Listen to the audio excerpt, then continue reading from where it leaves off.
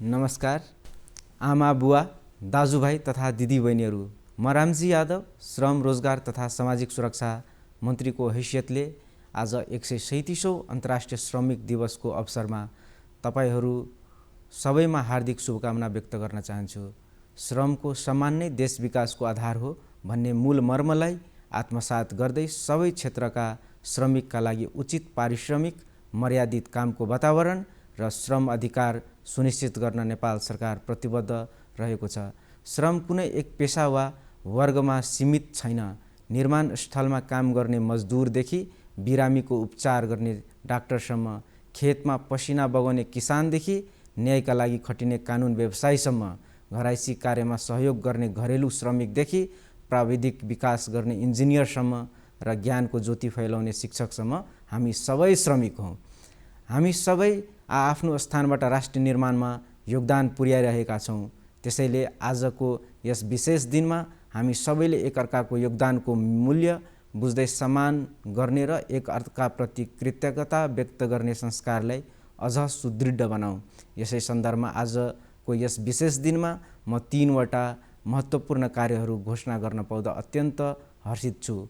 पहिलो, आजको मितिदेखि 5 वर्षे राष्ट्रिय व्यवसायजन्य सुरक्षा तथा स्वास्थ्य कार्यक्रमको औपचारिक शुभारम्भ गरिएको छ।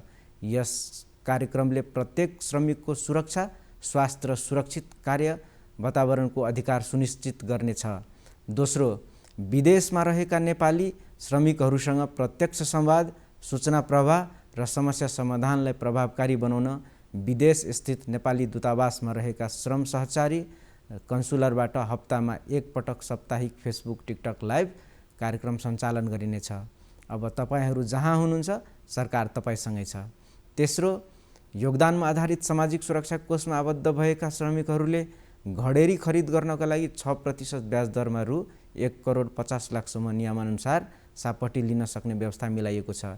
यसका अतिरिक्त नीतिगत सुधार, संस्थागत पुनर्संरचना तथा नवीन रोजगारी सिर्जनाका कार्यक्रमहरू पनि अघि बढिरहेका छन्।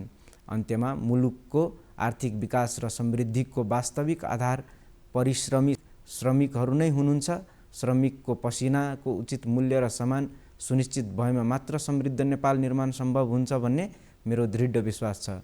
पुनः सम्पूर्ण नेपाली श्रमिकहरूको सम्मान, सुरक्षा र समृद्धिको कामना गर्दै हार्दिक शुभकामना व्यक्त गर्दछु। धन्यवाद।